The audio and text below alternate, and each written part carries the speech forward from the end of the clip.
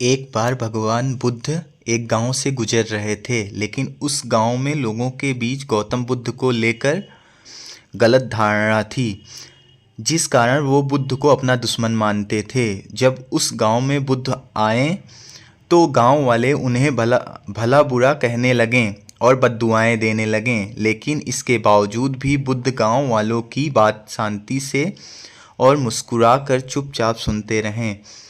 गांव वालों ने देखा कि उनकी बातों का बुद्ध पर कोई असर नहीं हो रहा है और वे विनम्रता से बातें सुन रहे हैं।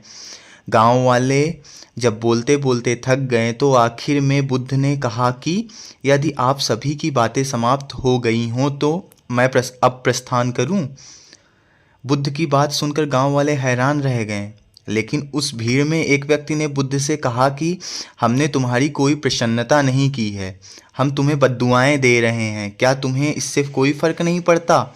बुद्ध मुस्कुराते हुए बोले, जाओ, मैं आपकी गालियां या बद्दुआओं को लेता ही नहीं। आपके द्वारा दी गई गालियों से भला मेरा क्या होगा? जब तक कि मैं आपकी गालियों को स्वीकार ही नहीं करता, इसका कोई परिणाम ही नहीं होगा। जानते हैं, कुछ दिन पहले एक व्यक्ति ने मुझे बहुत सारे उपहार दिए, लेकिन मैंने उससे लेने से मना कर दिया। जब मैं लूँगा ही नहीं तो कोई मुझे कैसे दे पाएगा? बुद्ध ने पूछा, बताइए, अगर मैंने उपहार नहीं लिया तो उपहार देने वाले व्यक्ति ने क्या किया होगा? भीड़ में से किसी ने कहा, व्यक्ति ने अपने उपहार को अपने पास रख लिया होगा। बुद्ध ने कहा, मुझे आप सब पर इसीलिए दया आती है क्योंकि मैं आपकी इन गालियों को लेने में असमर्थ हूँ और आपकी ये गालियाँ आपके पास ही रह जाएंगी।